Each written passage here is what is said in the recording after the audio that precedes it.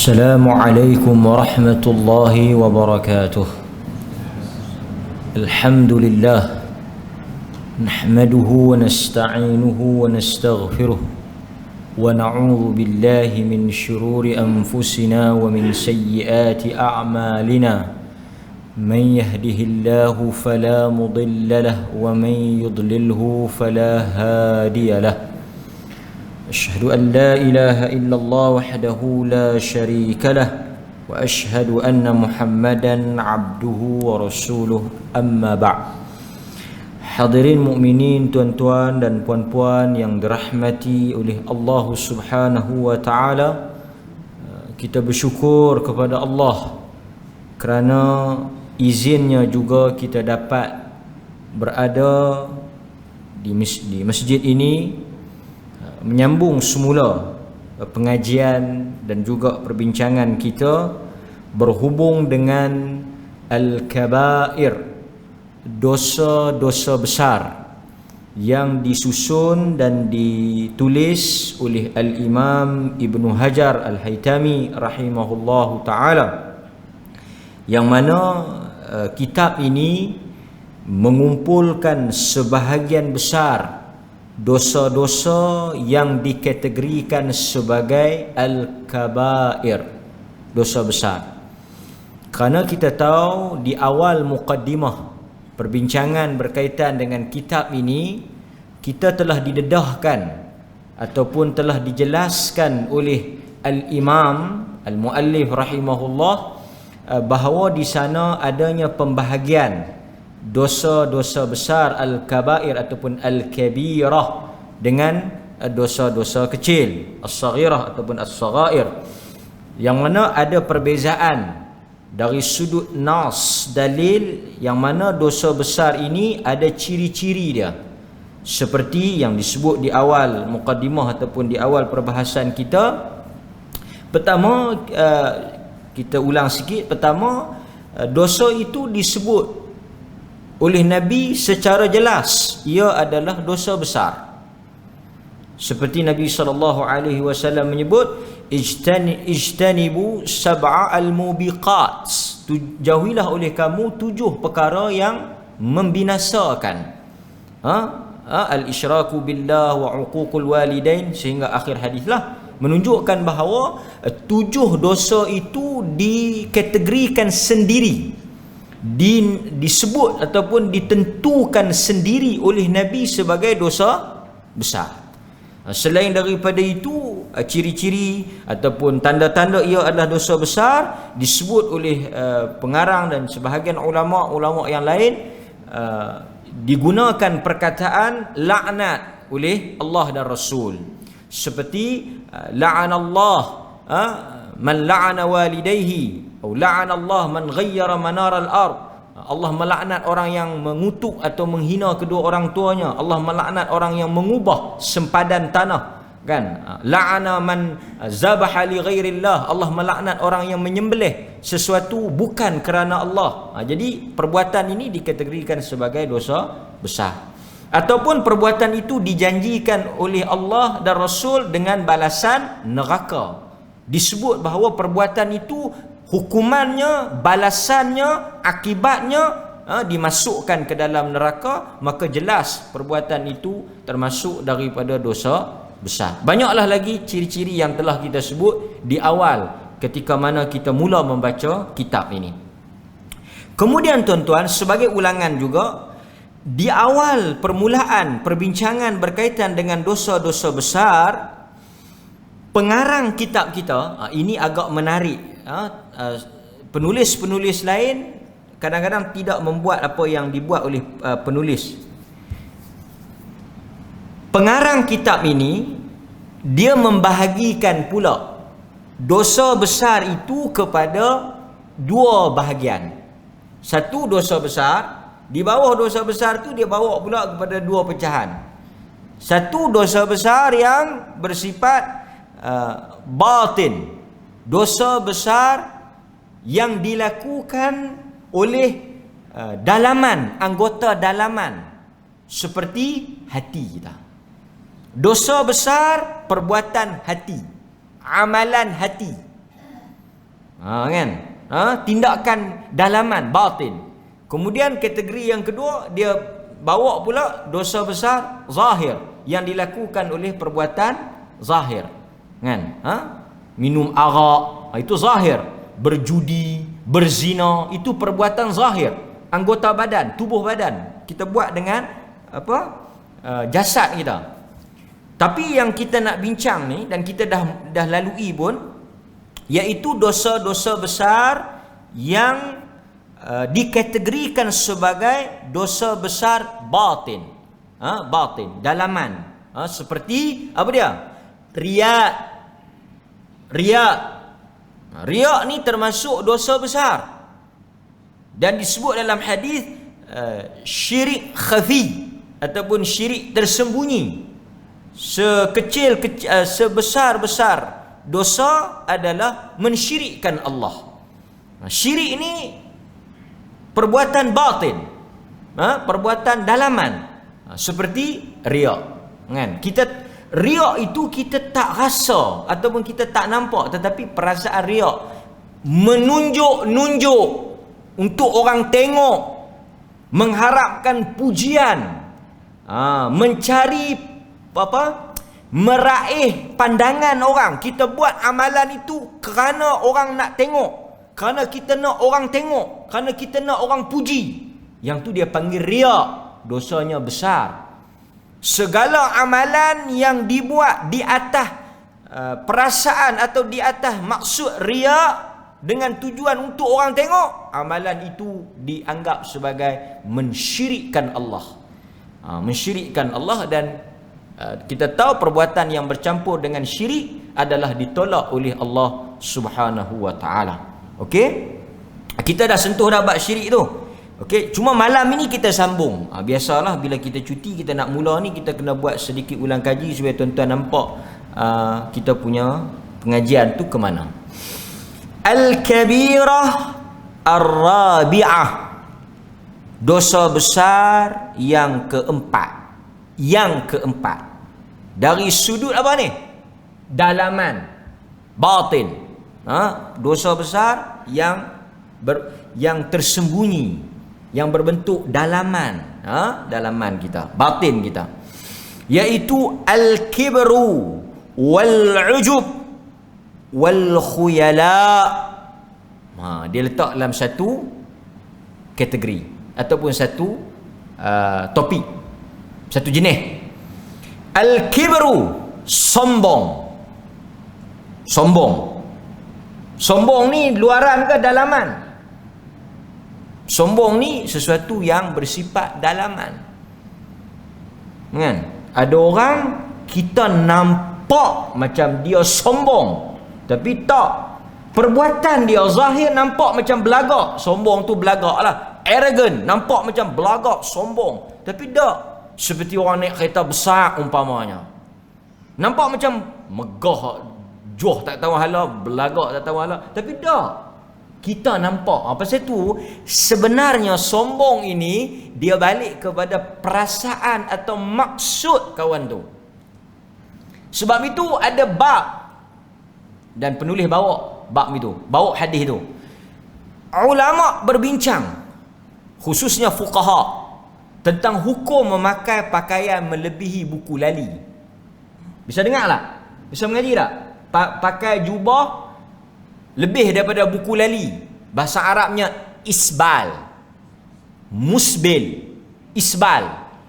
Kena ingatlah perkataan ni, isbal. Isbal ni pakai lebih daripada buku lali. Ada hadis yang Nabi kutuk, cela orang yang pakai jubah lebih pada buku lali, labuh, isbal. Allah tidak memandang kepada orang yang pakai pakaian labuh melebihi buku lali.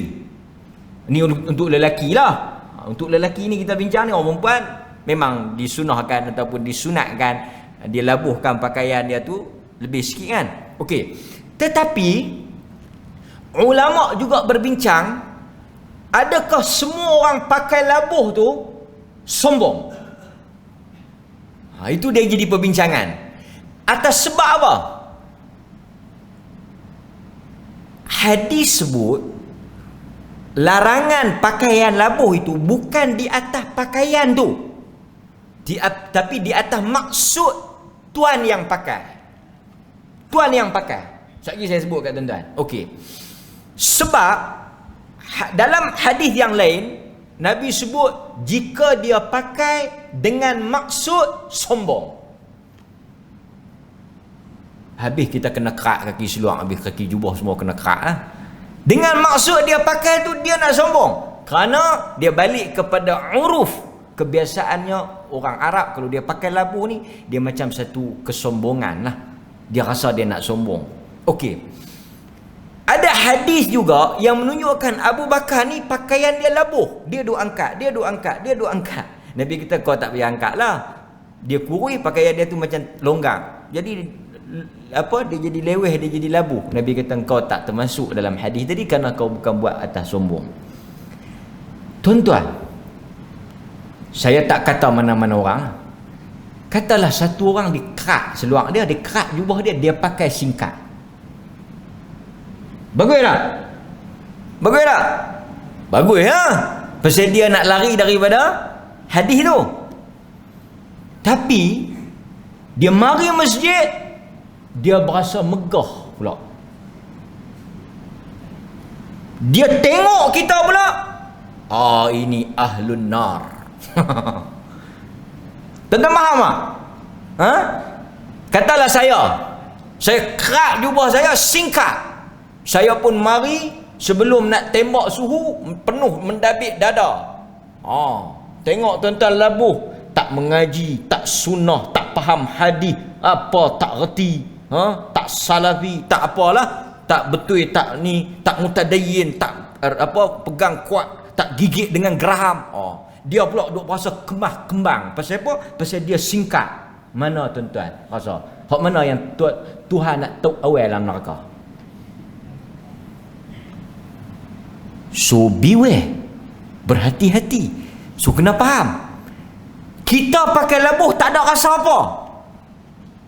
Dia walaupun pakai singkat, seakan-akan kena dengan maksud hadis, tapi perasaan dia penuh dengan kesombongan kerana dia merasakan dia seakan-akan berpegang dengan sunnah, dia seakan-akan orang yang al-haq, ana alal haq, aku di atas kebenaran, yang lain semua ni tak betul, semua ni tak ikut sunnah.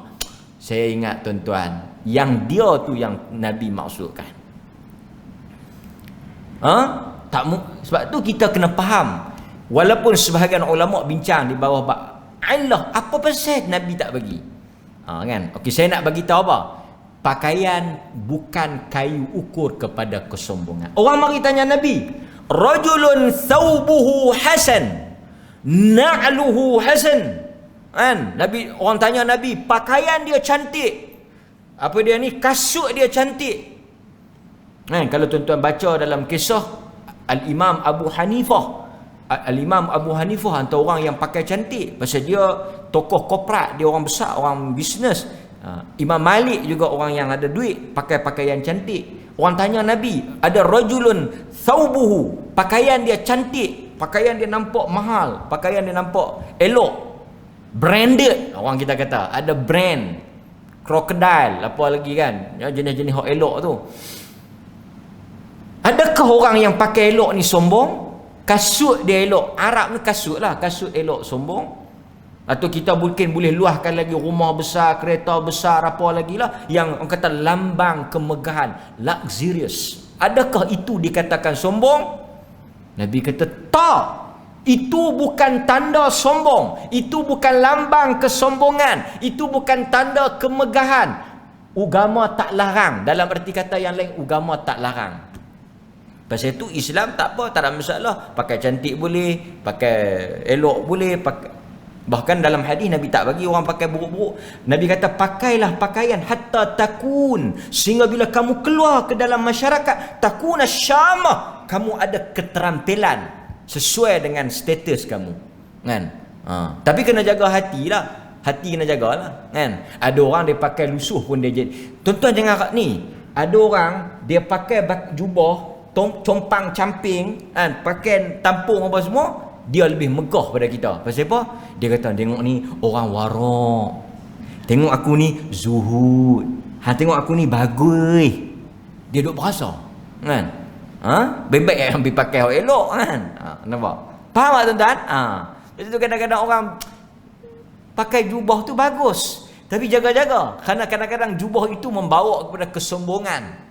Bila turun dia ni, tengok ni, Syekh Al-Kabir Al-Alim Al-Allamah, dia jadi megah pelik kan. Lepas tu orang pula cungit kat belakang, angkat dia kan, oh tok guru, oh ustaz, dia main megah pelik, dia main jadi kembang. Orang kata kembang semangkuk, tak guna, sedih. So lebih baik pasal tu pakaian ni dia tak ada isu, balik pada hati. Pasal tu dia masuk dalam batin. Dia masuk. Kemudian tuan-tuan kita tengok pula, dia kata, ni panjang kita nak bincang al-kibr, sombong ni kan. Kemudian Nabi bagi takrif, definisi dia, man bataral haqq. Orang sombong ni kalau kita cakap apa-apa dekat dia, dia tak mau terima. Benda betul lah. Dia tak mau terima, dia jadi ketegak, dia jadi apa? Dia jadi satu sifat degil, pasal mungkin sombong kan. Mungkin faktor usia, orang kita rasa kita tua, orang muda tegur, kita tak boleh terima, itu sombong. Ataupun mungkin dari sudut kedudukan dan sebagainya, orang biasa tegur kita imam, makmum tegur, dia jadi imam pelik kan. Dia kata kalau imam 2, imam 1 kena tegur, imam 3 pun tak boleh tegur. Dia lagu tu. Apatah lagi tuan-tuan yang tak ada 1, 2, 3 ni kan. Saya ada parking, tuan-tuan kalau nak tegur saya kena ada parking juga. Dia ada perasaan tu tau. Dia kena, siapa hang mau tegur, satu label, sama label, ini dia panggil sombong. Bahaya tuan-tuan. Sombong ni dia serang ke siapa? Termasuklah al-ujub ni sama. Pasal tu al-imam berbawa dalam bab yang sama. Sombong, ujub, khuyala, megah, dia menyerang orang yang ada kelebihan. Sebab itu saya teringat, tuan-tuan, kadang-kadang ada orang buat poster ataupun buat stiker, biasa tengok tak? Hadza min fadli Rabbi. Tuan-tuan, itu kata-kata siapa? Itu ayat Quran. Itu ayat Quran, tuan-tuan. Itu ayat Quran dia lah. Kata-kata siapa tu? Itu kata-kata Nabi Allah Sulaiman alaihi salam. Kalau kita tengok balik dalam ayat hadza min fadli Rabbi tu, itu kata-kata Nabi Allah Sulaiman alaihi salam. Pasal apa agak-agak kata-kata Sulaiman, bukan kata-kata nabi-nabi lain? Tuan-tuan, setuju tak? Di kalangan para rasul alaihi wassalatu wassalam, Nabi Allah Sulaiman nabi yang paling sakan Tuhan bagi dari sudut kurniaan dunia, kerajaan yang besar. Hatta kan Nabi Muhammad pun ada kekurangan berbanding Nabi Sulaiman dalam 1-2 aspek. Apa dia? Tunduk pada Sulaiman bukan sahaja manusia, jin. Sebab itu dalam satu peristiwa Nabi SAW kata, aku berniat untuk tangkap jin tu. Nabi kata, aku berniat nak tangkap jin tu. Kemudian aku teringat bahawa hanya saudaraku sahaja, Sulaiman, yang Allah izin untuk dia menundukkan syaitan ataupun jin, untuk menundukkan jin taat pada perintah dia, dengar cakap dia, tidak pada para nabi yang lain. So tuan-tuan, kalau kita tengok Nabi Sulaiman, dia kata hadza min fadli Rabbi. Saya nak kata apa? Tuan-tuan kena ingat, termasuk saya ni, sombong, megah, ujub ni sekali kita tengok, iaitu dia berasa bangga dengan diri dia. Ini cukup bahaya. Dia sombong ni kadang-kadang dia perlukan pihak kedua. Sombong ni nak menyombong ni, dia tak boleh duduk seorang-seorang. Tak tahulah, kalau tuan-tuan dia kata saya seorang-seorang pun boleh menyombong, ni berat cerita. Sombong ni dia kena ada 2 orang, 3 orang. Dia kena ada kurang-kurangnya pihak kedua. Kan? Macam tuan-tuan beli tudung, orang buat beli tudung. Kalau dia pakai tudung di rumah, dia tak berasa apa sangat. Tiba-tiba kawan dia mai nak sembang dengan dia. Hang duk buat apa? Dia tadi duk try tudung. Sombong tu baru mai. Pasal apa? Dia sudah ada orang untuk disombongkan. Tadi dia pakai, dia tak rasa apa. Mungkin dia pakai cantik, dia kata, wah elok kena dengan aku kan. Masuk warna ni, dia kata bergaya. Mai kawan tu terus dia kata, banding tudung aku dengan tudung dia. So sombong ni dia perlu pihak ketiga. Bahayanya ujub ni, dia dengan seorang-seorang dia ya. Seorang-seorang dia. Sekali kita akan tengok bahayanya ujub. Sehingga tuan-tuan, ada satu riwayat sebut apa? Tidaklah aku takut. Ni. Tidaklah aku takut sesuatu menimpa orang yang melakukan ibadat. Tak ada benda yang paling berat, yang paling bahaya dan yang paling dahsyat ke atas orang yang buat ibadat. Abid. Tuan-tuan lah yang buat ibadat ni, orang yang sembahyang ni. Apa benda yang paling dahsyat dan paling bahaya kat tuan-tuan ni yang buat ibadat ni? Kita tak payah sembang orang tak sembahyang tu. Kita tak payah sembang orang yang tak buat ibadat tu. Mereka tu satu bab, mereka tu buku lain, tak masuk cerita kita. Kita ni penyakit yang paling ditakuti mengenai kita, dia tak kena orang tak sembahyang. Penyakit ujub dia kena kepada orang yang buat ibadat. Pasal apa? Pasal untuk nak bangga, dia memerlukan sesuatu kelebihan. Tak pernah lagi saya tengok orang tak sembahyang bangga. Dia kata dalam kampung Guak ni, keturunan kami tak ada yang pergi sembahyang Jumaat. Kami bangga. Tak ada.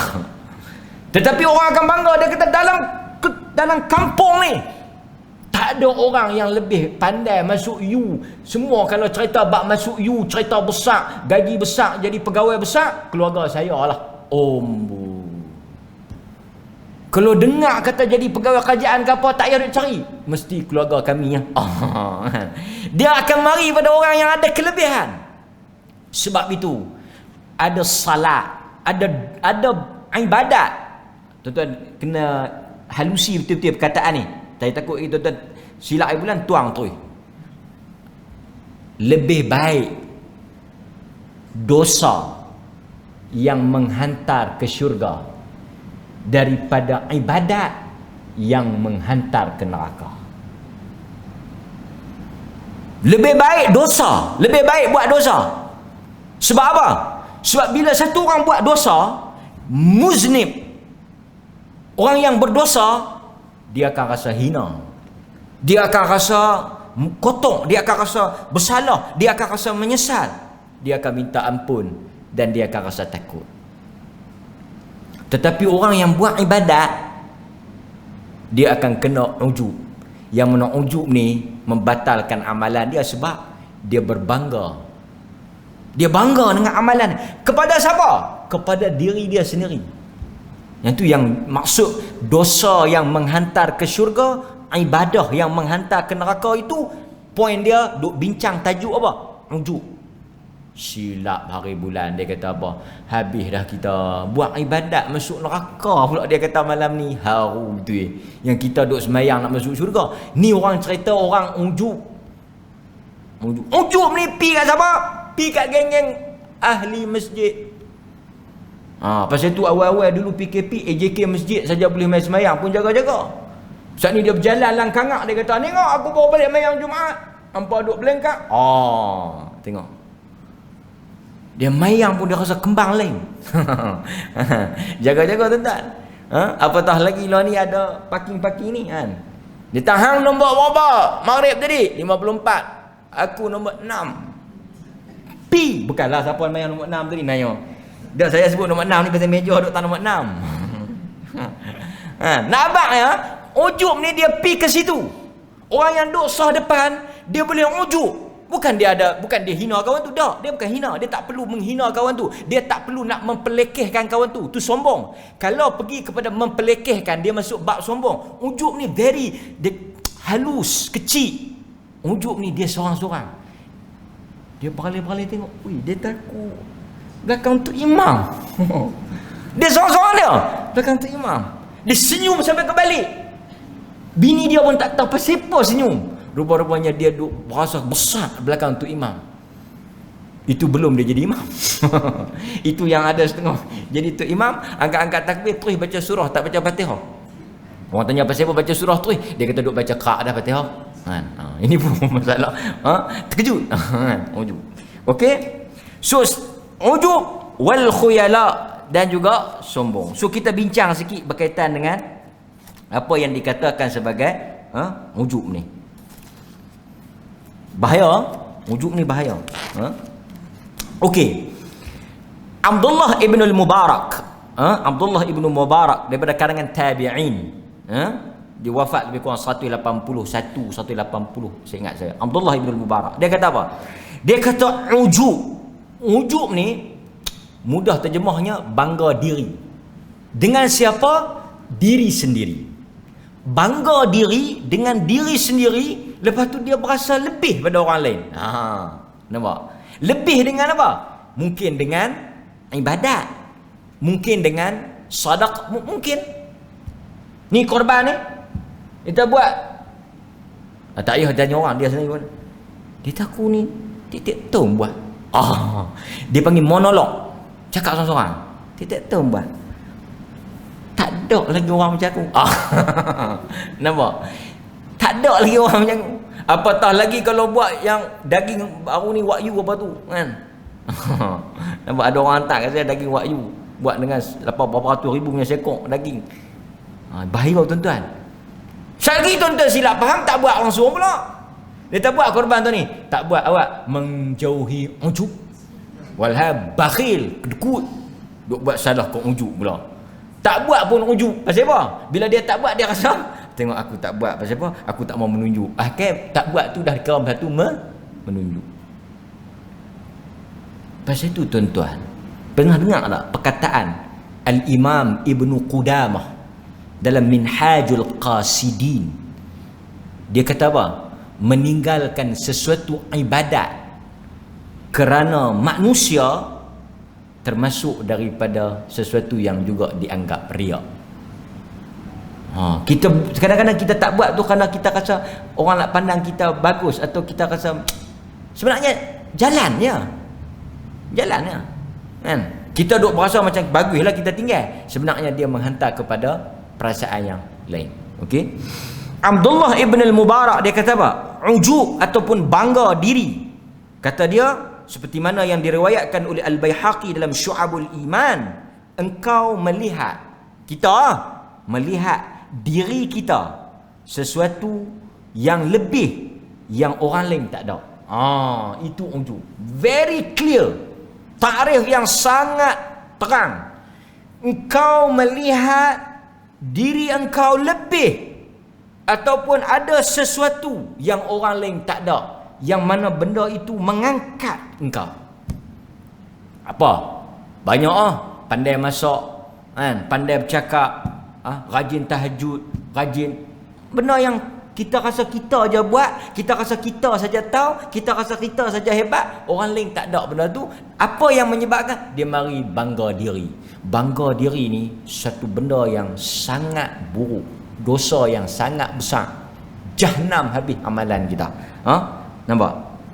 Sebab itu Allah Subhanahu wa taala sebut berkaitan dengan perkataan Nabi Allah Sulaiman tadi. Tengok ayat yang kita baca, hadza min fadli rabbi, ini adalah daripada kurniaan Tuhanku. Sambungan ayat tu apa dia? Liyabluwani aashkur am akfur. Tuan-tuan kena ingat termasuk saya, sesiapa pun yang dikurniakan kelebihan, kepandaian yang tak ada pada orang lain dalam bab apa pun, bukan kita bab agama ya, bab dunia pun sama. Ujub ni dia tak jadi dalam bab dunia ya, dalam bab agama pun lebih-lebih lah. Apa-apalah, nyanyi suara sedap ke, baca Quran suara sedap ke, ceramah pandai ke, apa ke, masak pandai ke, apa ke. Dia kata kita dalam kampung ni kacau lah awak mati dah Tok Haji ni, dia saja yang pandai masak nasi. Tok Haji tu yang mati memangkit balik. Pasal tak ada orang nak boleh masak nasi. Kadang bukan hebat mana pun, masak nasi putih dalam periuk Apollo, dia saja pandai, tak sukat ayak, sukat api apa semua. Yang tu pun megah 7 keturunan. Kan? Nasi Apollo tu. Lah ni orang tak pakai nasi Apollo lah, dapat elektrik. Tak pakai nasi Apollo, tu pun megah. Kan?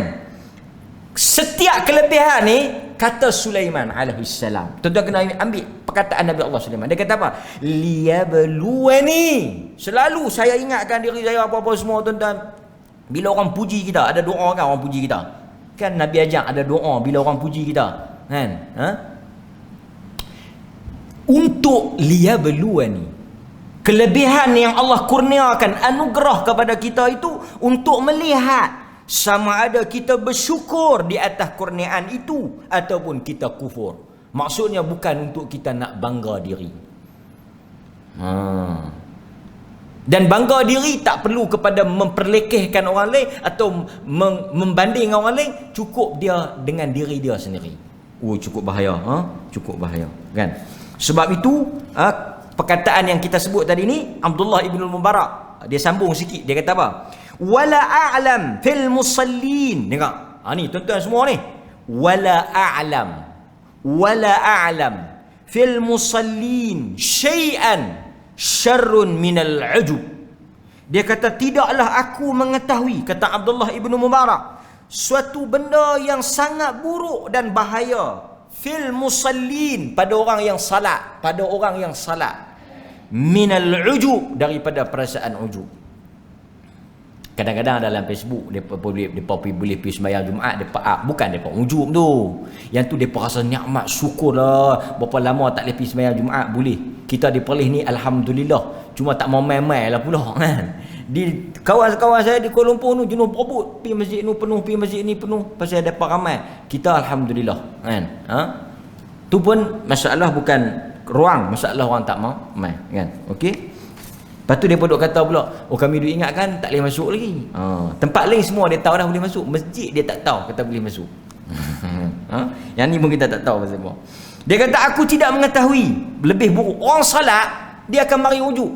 Kadang-kadang dia tak cakap pun, dia naik motor sambil balik pun ujub daripada pintu pagar masjid sampai pintu pagar rumah dia. Kadang-kadang belaga. Tak. Lalu kan dia sembahyang, dia lalu dia tengok belah tu tak pergi masjid. Dia tengok belah ni tak pergi masjid. Dia tengok depan tak pergi masjid. Dia tengok belakang tak pergi masjid. Lepas tu dia pula bukan takat pergi masjid, dia dengar kuliah. Kawan yang duduk belakang dia tu pergi masjid tapi tak dengar kuliah. Pun dia tengok lain. Dia kata Allah ni tak pilih dia ni. Allah pilih aku. Aku ni pilihan Allah, tu dia. Tak ada siapa pun habaq kat dia.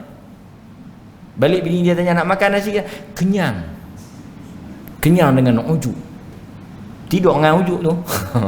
Jaga. Kemudian dalam hadis riwayat Al-Imam Al-Baihaqi, Nabi SAW sebut apa? Lau lam takunu tudhnibun khashitu alaikum ma huwa akbar min dhalika al-ujub al-ujub. Min dhalika al-ujub al-ujub. Nabi kata jika kamu ni lau lam takunu tudhnibun, Nabi kata kalau kamu tak buat dosa. Tuan-tuan ni saya ingat bila buat dosa? Nak buat dosa apa? Dulu kot dosa mulut lah dah pakai mask. Mask ni banyak selain daripada jaga mask ni juga jaga mulut. Nak bercakap payah, tak mengumpat, korang mengumpat. Dia kata aku alhamdulillah korang dah mengumpat pasal mask ni. Buang-buang je dia mengumpat.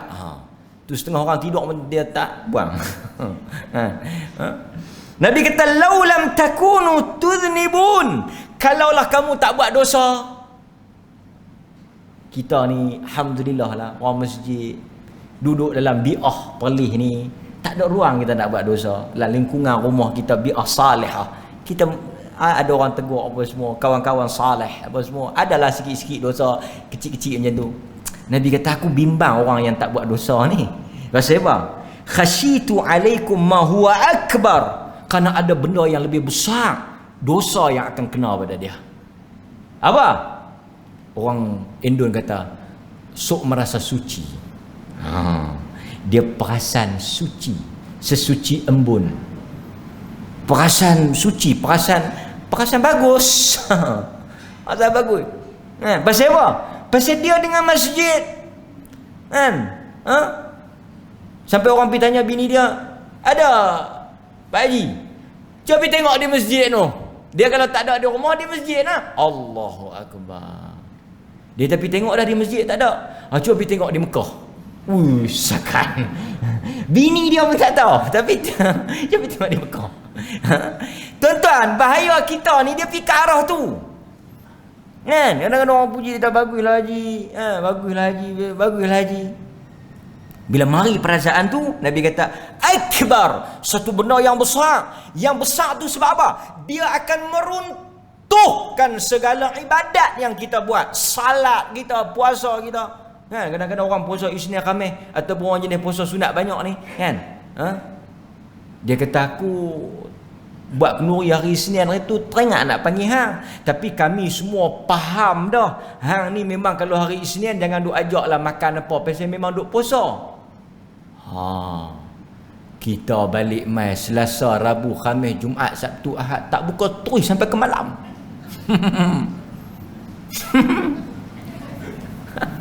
Nampak tuan-tuan, bayang hujung dia kembang. Jaga tuan-tuan, kerusi tu kalau boleh pecah-pecah, dia punya kembang tu, berat tu. Kan? Pasal tu kalau orang puji ni daripada lapar, kenyang. Tu yang orang kata kenyang puji tu. Faham tak tuan-tuan? Dia dah kenyang puji. Pasal tu orang masak jarang makan. Orang masak jarang makan. Pasal apa? Kenyang puji. Allah dia kata sedap kawan tu puji pasal free. Ada orang puji orang kena makan, bayar jarang orang puji. Dia tak boleh Dia kata kenyang ku makan, sedap bertentang mulut. Memanglah orang suap kot mulut. Kau ni hang tu tambah. Dia kata kenyang lah, tak apa aku bungkis balik kan. Hang tak makan, aku memang tak makan dah, duk makan hari-hari dah. Jangan main tuan-tuan, jangan. Puji ni satu benda yang ajib, ujah, arah kata pelik. Okey, dalam hadis yang diriwayatkan oleh Al-Baihaqi. Kemudian tuan-tuan, dalam satu riwayat Bukhari dalam Adabul Mufrad, ada seorang sahabat Nabi sallallahu alaihi wasallam. Ini nak mengelakkan kita daripada jatuh dalam ujub, dalam tertipu ataupun merasa hebat dengan amalan kita. Kana ar-rajul. Pasal itu kadang-kadang tuan-tuan, kita buat sikit tapi rasa tu lebih. Pasal ujub ni lah. Kadang-kadang orang duk buat tu dia tak rasa apa pun. Kan? Allah tuan-tuan, baru tahun ni dia belajar puasa 6, tu pun pasal PKP. Kan dalam puasa 6 itu PKP lagi. Pasal tak ada rumah terbuka, tak ada nak boleh pergi ke mana, terkurung dalam rumah, dia pun puasa lah 6 kes tu. Tapi dia punya puas tu macam tiap-tiap tahun puasa 6. Faham ke tak ni? Kalau tak faham tu maknanya tak puasa 6 juga lah itu ni. Dia kata, macam mana aku boleh puasa 6? Dia duduk seorang-seorang tepi pintu, dia duduk fikir, macam mana aku boleh puasa 6? No, aku tak percaya. Dia tak percaya dia puasa 6. Bini dia yang duduk puasa tiap-tiap tahun pun tengok, tu pun pasti PKP kau tidak entah. Ujub ni sikit tetapi dia merasakan lebih. Apatah lagi dia pula dapat tahu orang lain tak puasa. Lepas tu saya tak payah dia tanya raya tak raya lagi, bahaya. Dia tak raya lagi. Dia tak raya puasa pun tak. Dia ni Allah aku ni, Allah. Beli daun palas pun junjung atas kepala, nak abang kata nak raya 6. Kan? Saja melawak orang tuan lama tak kata kan. Okey, baca doa ni. Allahumma la, dalam riwayat Al-Bukhari dalam Adabul Mufrad. Allahumma la tuakhidni bima yaqulun. Bima yaqulun. Wahai Tuhan, janganlah engkau menghukumku di atas apa yang mereka kata. Manusia, nilaian dia, pandangan dia zahir, tak salah lah. Tuan-tuan puji satu orang, baguslah dia tu. Tuan-tuan pun kata Allahumma la tuakhidni bima yaqulun. La tuakhidni bima yaqulun. Ya Allah, janganlah engkau hukum aku di atas apa. Pasal apa? Sebab apa yang orang tengok tak sama dengan hakikat diri kita. Yang ni yang kita bimbang. Orang saleh, dia bukan takut orang tengok, dia bukan takut cakap orang, dia takut nilaian Tuhan. Pasal tu kita akan ambil kira orang cakap apa. Kita tak ambil reti orang cakap apa. Kita tak ambil reti komen orang, tak apa. Pasal la tudrik. Tak mungkin kita capai. Orang puji itu satu bab, anugerah, syukur, tak apa. Tapi kita doa, ya Allah jangan hukum. Pasal apa? Kadang orang angkat lebih pada padam patut. Kita tu tak tahu mana. Pasal itu kalau bini boleh puji, hak tu sahih. Seperti Aisyah puji Nabi. Orang tanya, kaifa khuluquhu? Bagaimana khuluquhu? Kan? Khuluquhul Quran. Aisyah yang kita tahu dia tu cemburu yang sangat kuat, yang dia tu apa? Dia boleh puji Nabi sallallahu alaihi wasallam. Dia kata dia duduk dengan Nabi, dia tahu. Artinya apa? Luar dalam Nabi itulah. Luar dalam Nabi itulah. Pasal tu kadang-kadang tuan-tuan, kalau tuan-tuan puji satu orang, kalau ada bini dia, tuan-tuan tengok muka bini dia. Yang tengok muka dia. Kita baguslah ustaz. Tengok muka bini dia. Puji ustaz tapi tengok muka bini dia. Baguslah ustaz ni. Tengok muka bini dia. Kalau bini dia, hampa duk tengok depan meja ceramah, cuma pergi duduk rumah dia sehari tengok. Hampa tahu lah. Pasal tu kita pun lepas-lepas orang puji tu, janganlah kau hukum. Sebab penampilan ataupun perbuatan zahir tidak sama dengan hakikat diri. Pasal itu Nabi pesan kat Muaz, ittaqillah haitsuma kunta. Takutlah Allah. Pasal itu kadang-kadang Facebook ni orang tulis, orang buh gambar apa semua, kita kata Allahu akbar, subhanallah, tapi hakikat dia Tuhan yang tahu. Okey. Kemudian ada juga waghfirli ma la ya'lamun, dan ya Allah engkau ampunkanlah aku di atas apa yang mereka tak tahu. Kita minta Allahumma la tu'akhidni bima yaqulu, janganlah engkau hukum di atas apa yang mereka puji. Barangkali mereka cakap satu benda yang aku tak layak untuk benda tu, dan janganlah engkau binasakan aku. Ampunkanlah apa yang mereka kata tu sekiranya aku tak seperti yang mereka sangka. Dan dalam sebahagian perkataan salaf ada doa yang juga kita boleh baca. Ini juga bagus. Allahumma anta a'lam bi min nafsi. Ya Allah, engkau lebih mengetahui tentang diriku daripada diriku sendiri. Wa ana a'lam bi nafsi minan nas. Nampak? Wa ana a'lam bi nafsi minan nas. Aku kenal diri aku lebih daripada apa yang manusia sangka pada diri aku. Ini sangat bahaya. Ini sangat hebat. Kita mengaku apa? Wa ana a'lam bi nafsi minan nas. Aku lebih tahu siapa aku. Pasal itu kadang-kadang manusia bila dia tahu kadar diri dia, dia tidak akan rasa besar dengan pujian orang. Satu orang yang kenal kadar diri dia, yang dia tahu dia tu siapa, dia tak akan tertipu dengan pujian orang. Yang ni sangat penting. Kadang-kadang kita ni tak tahu mana pun. Kita tahulah kita tu tak tahu mana pun. Orang tu puji lebih pasal dia tengok kita macam hebat kan. Kita jangan duk kembang lebih lah. Kembang tak kat mana patut lah. Nampak? Allahumma la tu'akhidni bima yaqulun. Samalah macam yang tadi kan. Okey. Kemudian tuan-tuan, Sa'id ibn Jubair. Sa'id ibn Jubair sebut apa? Kita ada masa. Kita ambil perkataan Sa'id ibn Jubair. Dia kata apa? Sesungguhnya seorang hamba yang melakukan kebaikan, yang mana kebaikan itu menyebabkan dia masuk ke dalam neraka. Sa'id ibn Jubair. Sa'id ibn Jubair ni dibunuh oleh Hajjaj bin Yusuf al-Thaqafi, alim besar. Sa'id ibn Jubair, dia kata apa? Dia kata sesungguhnya seorang hamba, dia buat satu kebaikan, ibadat, amalan saleh, yang mana amalan itulah yang menjadi punca dia masuk neraka. Bukan dosa, amalan baik. Sebab tuan-tuan pasal itu tajuk ujub ni kena stres betul-betul dekat orang masjid. Kena stres betul-betul dekat orang yang buat ibadat ni, dan juga golongan-golongan yang kita kata golongan agama ni kena stres. Tuan-tuan, orang-orang soleh, orang wara, abid apa semua ni kena stres tajuk ujub ni. Ujub ni kalau kita pergi cerita kat geng pasal malam macam tak ada apa lah. Hampa jangan duk sombong lah kalau hampa semayang pun. Dia kata kami maghrib benda. Nak sombong apa? Mau tajuk ni buka kat kita. Pi ke kelab malam jangan duduk megah sangat duk baca Quran banyak. Quran pun tak pernah buka. Nak ujub apa? Dia kata satu orang hamba melakukan ibadat, yang ibadat itu menghantar dia ke dalam neraka. Ada hamba yang melakukan dosa, dosa itu menghantar dia ke dalam syurga. Yang kita kata awal tadi itu perkataan Sa'id ibn Jubair. Lalu dia kata apa? Bagaimana hal itu boleh berlaku? Bagaimana hal itu boleh berlaku? Macam mana keadaan satu orang yang buat baik masuk neraka, satu orang yang buat dosa, dosa itu memasukkan dia ke dalam syurga? Kata Sa'id ibn Jubair, kerana perbuatan baik yang dia buat itu menjadikan ia ujub, dan ujub itu membatalkan segala amalan dia.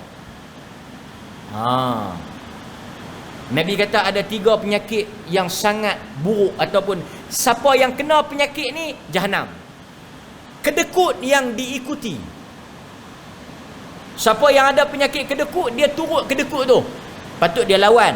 Pasal kedekut ni kadang-kadang dia lahir sekali dengan kita. So tuan-tuan kena lawan kedekut tu. Tak bolehlah kata pasal apa hang ni kedekut, nak buat macam mana, aku pun bakhil bin kedekut. Kena lawan. Yang kedua dia kata syahwah. Syahwat yang dijadikan muttaba', yang dijadikan Tuhan, yang ikut. Orang yang kedekut, yang ikut kedekut tu, nafsu, yang ikut nafsu dia tu, dan orang yang ujub, yang ikut ujub dia tu. So bila ada mari ujub, tuan-tuan, memang saya pun ada, tuan-tuan pun saya tahu ada. Bila mari, jangan ikut. Itu dia boh dia. Buat macam mana ustaz? Dia duk main juga, lawan. Bukan ikut. Lawan. Satu orang buat baik, dia bangga dengan baiknya itu, sehingga rosaknya segala amalan dia. Betul lah. Manakala satu orang lagi dia buat benda yang salah, dia buat dosa, menyebabkan dia menyesal dan dia bertaubat kepada Allah, dosa itu menghantar dia ke syurga. Poin dia apa? Jahannam bukan pada amalan baik tadi. Masalah bukan pada amalan baik tadi. Punca bukan pada amalan baik tadi. Puncanya pada ujub dengan amalan itu. Bangga dengan diri sendiri terhadap amalan yang dia buat sendiri. Yang ni dia saja yang tahu. Sebab itu tuan-tuan, akhir sekali saya nak ingatkan tuan-tuan balik dengan satu hadis riwayat Bukhari. Satu orang yang dia berkawan, bersaudara dengan sahabat dia, si A dengan si B, kan, yang nak sokong perkataan Sa'id ni. Ingat tak hadis tu? Yang mana dia kata, Nabi kata, satu orang laki-laki yang sangat banyak amalannya, sangat hebat amalannya, sejengkal dia dengan syurga, hanya satu jengkal dia dengan syurga. Manakala kawan dia ni sangat banyak bergelumang dengan dosa, sejengkal dia dengan neraka. Tetapi berlaku sebaliknya. Twist, pusing. Kerana apa? Yang banyak amalan tadi ni ujub. Dia telah kata pada yang jahat tadi ni, engkau jika mati, Allah tidak akan ampunkan dosa dia. Pasal apa dia boleh pandang kawan tu macam tu? Dia boleh cakap macam tu? Pasal dia berasa hebat dengan amalan dia. Dia berasa besar dengan kelebihan diri dia. Mengakibatkan Nabi kata, bila mati, yang jahat tu masuk syurga, yang baik tu masuk neraka. Sebab apa dia boleh cakap macam tu? Overconfident, atau dia berasa suci, hebat, kerana ujub tadi. Maka sebab itu hadirin mukminin, Al-Imam Ibn Hajar memasukkan dalam kitab dia Al-Kabair ni, Az-Zawajir ni, salah satu daripada dosa dalaman hati yang kita saja tahu dengan Allah, apa dia? Iaitu merasa hebat, besar, bangga dengan amalan kita. Diri kita sendiri berasa lebih, dan tengok orang lain tak ada apa yang kita ada. Mudah-mudahan Allah memelihara dan melindungi kita daripada ujub, dan Allah menyelamatkan kita daripada berasa lebih dan kita rasa. Pasal tuan-tuan, kita kena ingat, orang tanya macam mana nak bunuh ujub, macam mana kita nak berasa ujub ni, nak hilangkan ujub. Selalu disebut oleh para ulama berdasarkan nas-nas yang ada, rasakan apa yang kita buat itu tidak diterima oleh Allah. Di antara perkara yang paling ditakuti oleh salaf, sehingga tak ada ujub. Tak ada ujub tu nak rasa, tak ada ujub tu tahu nak buat macam mana. Bila buat sesuatu, rasakan amalan itu ditolak oleh Allah. Sebab itu kita baca sejarah salaf, sahabat Nabi. 6 bulan sebelum puasa, doa masuk bulan puasa. Dapat izin masuk bulan puasa. Habis puasa, apa dia yang mereka doa? Tuan-tuan doa apa lepas puasa hari tu? Lepas daripada bulan puasa 6 bulan lagi, mereka doa semua yang mereka buat dalam puasa tadi, semayang tarawih, tadarus Al-Quran, sedekah, puasa, diterima oleh Allah. Jadi bila kita rasa amalan yang kita buat ni belum tentu diterima, maka itu akan menyebabkan kita tak rasa bangga, atau kita tak rasa terlebih yakin, yang akhirnya menyebabkan kita rasa hina di sisi Allah Subhanahu wa taala. Korban kita sembelih, orang nampak kita makan, tapi di sisi Allah belum tentu. Pergi umrah, balik orang panggil haji. Di sisi manusia kita haji, tapi di sisi Allah belum tentu haji itu mabrur. Perasaan inilah yang akan membunuh ujub. Bila kita rasa kita hebat, ada orang lain hebat.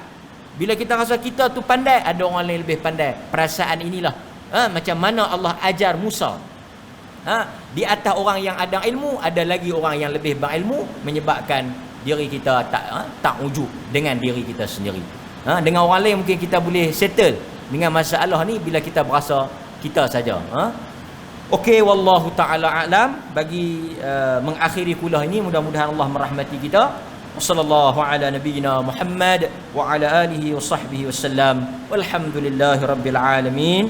Assalamualaikum warahmatullahi wabarakatuh.